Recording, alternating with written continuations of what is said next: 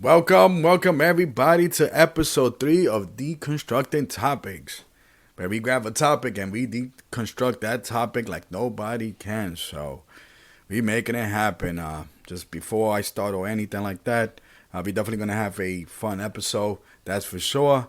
For some reason, when I thought about doing this episode and said, we're gonna have some fun. There's this song that keeps playing in my mind. Something about I want to have some fun. Something. I think that's like the lyric. If you're listening and you know the song, let me know. I don't want to spoil you myself. That I could just search it.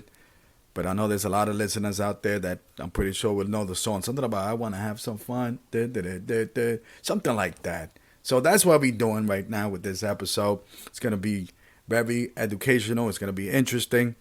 I also want to give shout out to you, the listeners out there who supported me in different various platforms. And we definitely gonna make things happen every time that I throw a little podcast. And I said episode 3. I think there's gonna be a time because I'm throwing everything like an avalanche. And I apologize in advance for those who want to keep up. But there's a lot of stuff to talk out there. A lot of topics that we need to deconstruct. So now on with the show. We are definitely deconstructing this topic. I'm also going to put some links to the description, kind of a summary of what we will be discussing today. So one of the things, this topic is very endearing to me. For some reason, I remember years ago, pre-COVID time. When I talk these days, when I say years ago, I'm going to say pre-COVID time because I think there was a different time when before COVID. There was a different time. The fact is that after the COVID, there's a lot of things have changed. So years ago, I was dabbling into some writing. I do enjoy writing. It's been a while. I feel a little bit rusty. Sometimes I get that writer's block. But I was doing some little research on how the mind and cognitive behavior and stuff like that. And for some reason, I came across the halo effect. So I came across, and basically, what is the halo effect? So I'm gonna read a little bit of this website. Very well mined. I enjoyed. I'm gonna drop that on the link. Basically, the halo effect is a type of cognitive bias in which overall impression of a person influence how we feel and think about their character. Essentially, your overall impression of a person, he is nice, impacts your evaluation of that person's specific traits. He's also smart. Perceptions of a single trait can carry over how people perceive other aspects of that person. Interesting about that. One great example of the halo effect in action is our overall impression of celebrities. People that perceive them as attractive, successful, and often likable, those same people also tend to see them as intelligent, kind, and funny. The halo effect also sometimes refer as to the physical attractiveness stereotype. In essence, what is beautiful is also good. So to give you an idea before we get on to how this topic and how the halo effect basically it applies to everyday life, and it applies especially in politics, advertising, marketing, and so on. So a halo, I just want to specify here, a halo, based on the dictionary, is a disc or a circle of light shown surrounding or above the head of a saint or a holy person to represent their holiness. So basically, if for those people that are Christian, so basically when you go to church, you see a saint, let's say Saint Peter or something to that effect, and then there's like a halo, a little circle that's on top of them, and it basically what that shows is that this person is pure, good, and so on and so forth. We see this. I've seen this many times. I remember an example of there was a kid here in the Bronx, and I hate to say some sad news that unfortunately was, killed and it was murder of the Lisandro Jr. Guzman. For those who remember that, it was a sad story. And I remember where they would have these the shirts with his image, and they would put a halo around his head. Basically, a lot of people perceive him as an innocent kid. Uh, a lot of people and celebrities and so on. And the most notorious, I think, example of that, it's they put a halo in top of Tom Brady's head. The football player, a former football player who won God knows how many Super Bowl. So for some reason, he gets the halo effect. You're gonna see a lot of Jets fan and a lot of Miami Dolphins fans out there that do not like that at all. How they perceive Tom Brady. Hey, I'm a Giants fan, so we beat them twice in the Super Bowl. It don't matter to me. But you get the gist, and I just want to give a shout out to also a couple of people because this is something that I've discussed, uh, previously years ago, and I want to give a shout out to two people. I'm pretty sure you know who you are. And one of them would be that I remember when I was talking to this individual that were studying psychology in college, and uh, she was familiar with the halo effect. So we had like a little mini interesting conversation about it. And recently, Sister in Arms, we had this discussion, and I believe she said something that you go far, attractiveness. You go deeper and farther in life when you're attractive, something to that effect. Interesting perception, indeed. So how the halo effect comes into politics? There's some studies out there that people use a couple of examples. Primarily, they use the 1960 presidential election between John F. Kennedy and Richard Nixon. Basically, it was the first, my understanding, was the first televised presidential debate. If you're familiar, the perception would be, and what they described John F. Kennedy being an attractive versus Richard Nixon being unattractive. And some people, there's a little bit debate on whether if John F. Kennedy actually won because of his look. One of the things is that they did the debate on the radio, and supposedly, if you listen to the debate on the radio, Richard Nixon might have the upper hand. Once they played the debate on TV, once that people see John F. Kennedy, this beautiful man that's out there, so people started changing their perception. Like, okay, he's beautiful man, he's smart, so he must be nice, and that's when it changed your cognitive behavior towards how you see somebody. It's interesting how this plays out. Obviously, some people might have said, well, there's other factors in terms of him winning the election, but it's out there. And I do remember in 1992 presidential election between Bill Clinton and George H. Bush. I remember when the media, because it's easy. I mean, look, listen, we're gonna I throw some links. If you look at the picture of Bill Clinton, let's say, versus George Bush, which was probably like 20 years older or so on.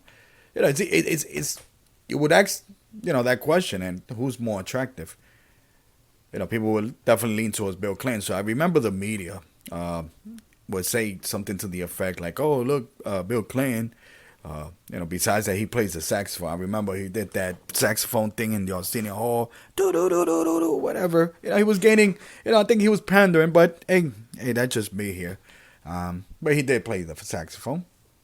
Let me not take that away from him. But they will parade him like, okay, like look at this handsome man, and people started changing their perception. They were like, okay, and he's also nice, or he seems smart. Oh yeah, he went to this university, and I think he went to Cambridge, or Oxford, or something to that effect. So it plays out, but again, it's that image of that attractiveness, and it plays out a lot to politics and a lot of things. And I was explaining to people, prior to me doing these podcasts years ago, in regards to the halo effect. Let's just say that I'm a businessman, and I come up with a product. I come with this hamburger, and the ingredients of that hamburger is probably like the worst ingredients that could probably kill you. and so on. And for some reason, my belief is like, hey, it tastes good. I throw it out there in the market. People get sick and so on. And I'm like, oh my God, what's going on? People are not buying my burgers and so on. And I could just be like, you know what? Let me scratch that. I lost money. Or I could do a little kind of slimy thing that I'm pretty sure that many people in the advertisement world would do. Is that I'm going to, you know what? I'm not going to lose our money. What I'm going to do, I'm going to hire the most attractive person that's out there in Hollywood or whatever it is, nicest, person that I could think of, all that combination, and I'm going to have them do my advertising. And I will guarantee that if I was to do that, it would change your perception of my product. Versus, let's say, I get someone that's not attractive, that is known not to be good, mean-spirited.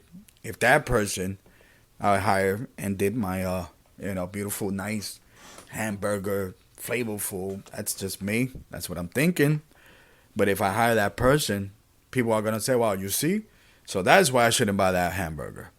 So you see how the halo effect, not just in advertisement and politics, but in many ways, I remember seeing how can I say, it was these commercials in the 1950s, these cigarette commercials. You see these white men, they promoting a product, cigarettes, which you already know, cigarettes not a good thing for your health.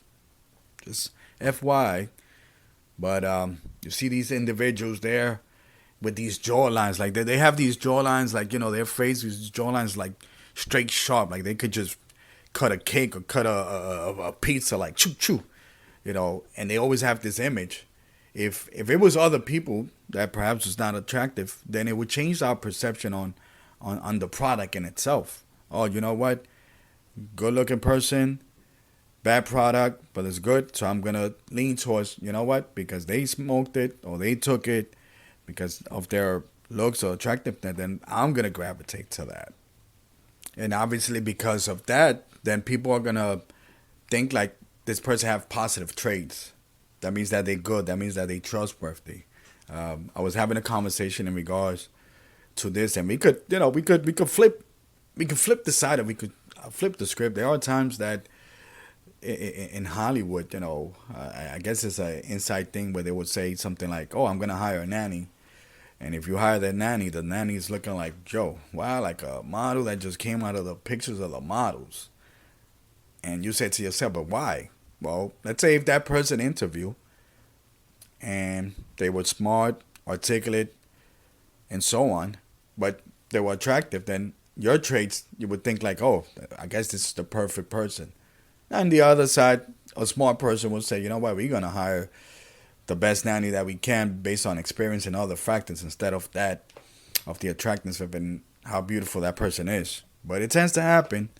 So, it's one of those things that I know why people make certain decisions based on that and the attractiveness of that person. And the history of the halo effect, and I'll be linking again, once again, I'll be linking some links for one to go and do their little research. Psychologist Edward Thorndike, hopefully I'm saying that right, where in the 1920 did a little experiment there in the army where basically he would attach one's physique to their what people perceived them, and in the top three would be like physique with intelligence, physique with leadership, and physique with character. Basically saying this person's physique and so on, they were perceived that they were good leaders, they were perceived to be smart, good character, and so on and so forth. So definitely that's how they start playing with your emotions, with your mind. The cognitive aspect of things of the mind is that once you do that and you put someone in front of you that has a certain physique and certain characters, it definitely would change your perception, and you would think. And again, it doesn't mean that that person is good. Hey, listen, my understanding, and this is another topic in regards to definitely very interesting. So physical attractiveness stereotype on the halo effect. Attractive people are perceived to be smarter, funny, and more likable than less attractive people.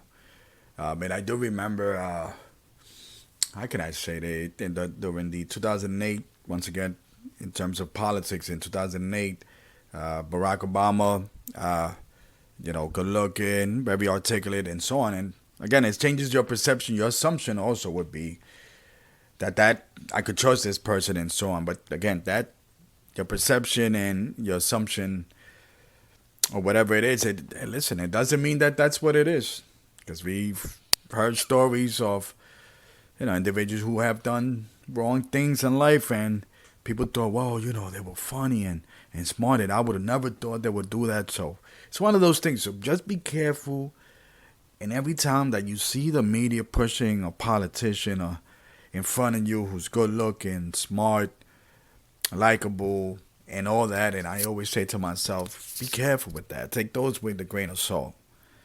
Because I would say when it comes to that situation and those individuals that are being pushed by a certain look, I was explaining to a couple of people. A perfect example would be a couple of Congress ladies out there, Alejandra Ocasio-Cortez, AOC, and Marjorie Taylor Greene, MTG, which I call them the Naughty Buddies. I'm sorry if I offended anyone who liked those individuals, but I just think that they just plant, but that's another conversation. But if you put them in front of their surrounding, then people around them are going to gravitate. They both have a certain attractiveness on their own. They both likable on their own and so on. And that's why we would gravitate and fight for these individuals and put them in office. So just be careful out there any given time that they put somebody in front of you. As one great wise man would say, in regards to anyone who's been put in front of you with all that nonsense that I just talked to you about, one great wise man would say, believe the hype. Don't believe the hype. Don't believe the hype.